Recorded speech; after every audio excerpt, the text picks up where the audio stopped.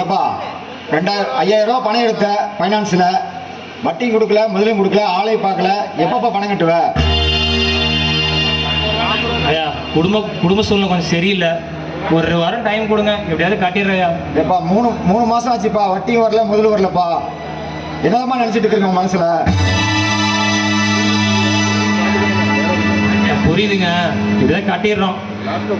ஐயா, எப்படியாவது வேலைக்கு போயிட்டாது பணம் கையில கிடைச்சா உங்களுக்கு கொடுத்துறங்க ஐயா. ஓ, இந்த ஒரு தடவையாவது ஏத்துக்கோங்க. புருஷனை சொன்னா ரோசம் பொத்துக்கிட்டு வருதோ? ரோசம் வந்தா பணத்தை சரியா கட்டணும், சரியா?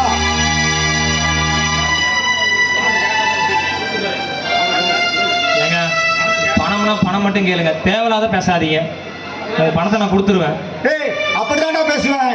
பணத்தை வாங்கி தின்ன உனக்கு எவ்வளவு இருந்தா பணத்தை கொடுத்த எனக்கு எவ்வளவு இருக்கும்? பணத்தை கட்ட வழிய பாடுறான்.